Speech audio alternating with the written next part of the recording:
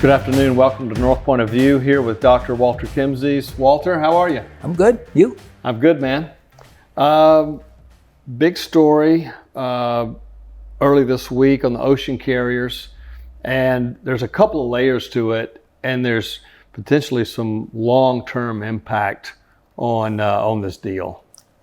Yeah. So the big news is that the Ocean Alliance, called 2M, is going to divorce in early 2025. So just to give the background to this, 90% of the containers that travel between Asia, Europe, and North America, they're controlled by 10 ocean carriers. Maersk used to be the largest, but MSC has bought a lot more ships and a lot bigger ships.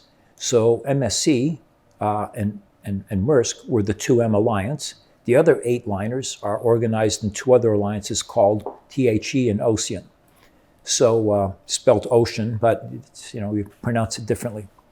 So those two have been in an alliance for at least a good 6-7 years, maybe longer, and they're really going different ways. MSC is a big company that increases its scale and uses the scale economies, the lower cost basis, to be able to compete very aggressively on container rates. Maersk, before the pandemic, but this accelerated during the pandemic, said being in a commoditized business is not the greatest thing out there. So Maersk took a page out of the corporate strategy manual of Antports. That's the biggest ro-ro terminal operator in the United States. And their idea was adopted by WWL, which is the biggest ro-ro carrier in the world. And during the time that I watched WWL, they actually ended up splitting into 2. They had WWL Ocean and WWL Land. And what WWL did is they went into the factories of the car companies, and they would help them plan their production simultaneously with their logistics. This saved the car companies a lot of money. They were organized because, as everybody finally learned in the last few years, your company is your supply chain, or your supply chain is your company. Yeah. Okay, you have all this other cute stuff, the marketing, that's fine, but it's the supply chain. If you can't get the product to the consumer, you won't have revenue, and nothing else matters. So they went into the factories, but they did something else too. They learned how to get the stuff over to the dealer, but keep the costs down. So typically in these ro-ro operations at the water side, the cars arrive not finished because somebody orders a car, and say Toyota, we're going to buy a Toyota.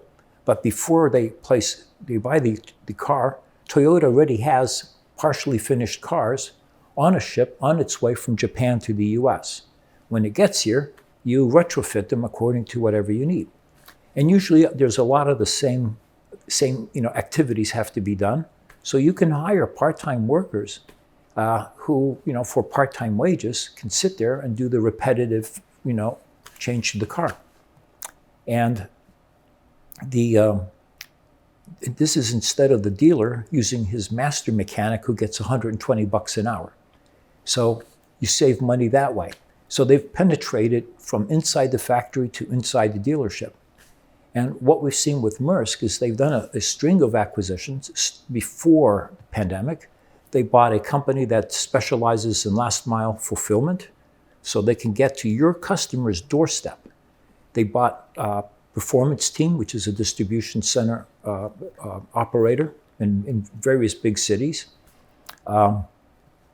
So they bought, and then they bought another one in the US. I forgot who it was, and in Europe they've done the same thing, and they have been building their own distribution centers.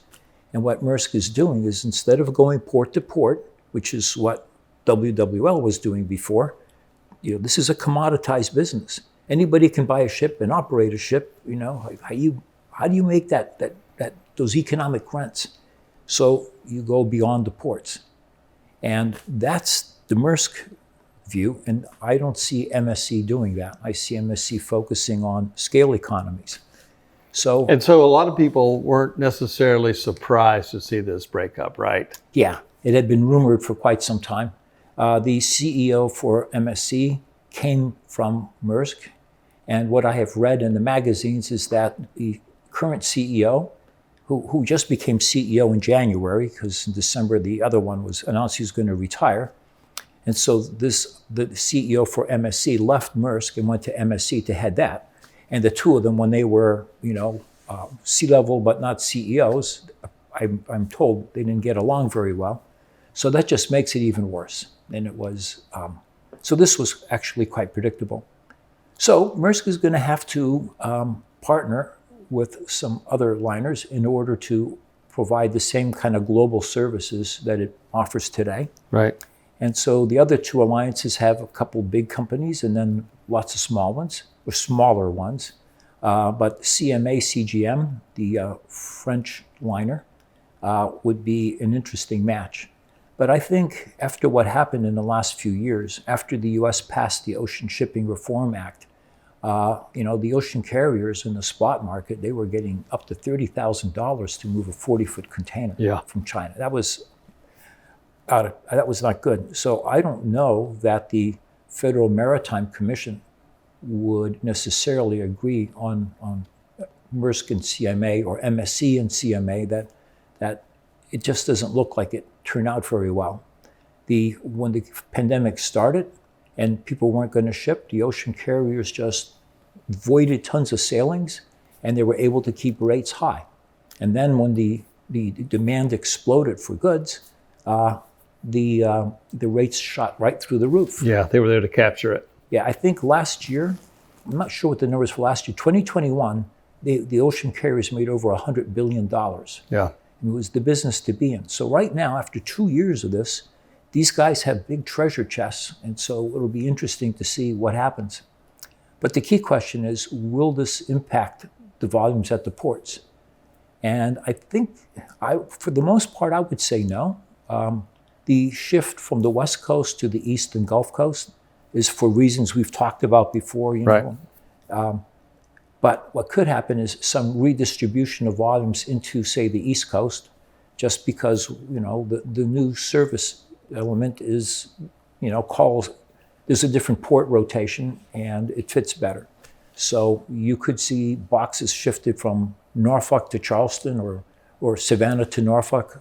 Something like that could happen for what's called the port's discretionary market. So the further away you go from a port, the more other ports can compete for that business. But if nobody's going to send a box for Atlanta into New York, that's not a good idea. So Atlanta is not in the non-discretionary market for New York. New York has about 200 miles around it where you really just use the port. But as you go further and further away from New York, let's say to Chicago, then New York and Norfolk compete with each other. So you could see some boxes shift even between New York and, say, Norfolk. So there might be a little bit of that, but I don't think this will have any impact on East versus West.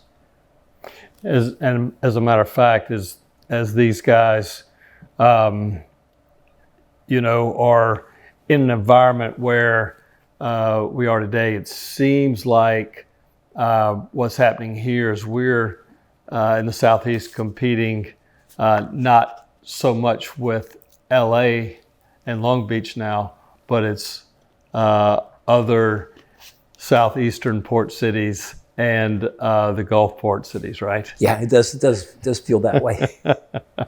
Hey, Walter, appreciate the time with you. We'll see you soon. Yeah, see you soon. Take All care. right, thanks, guys.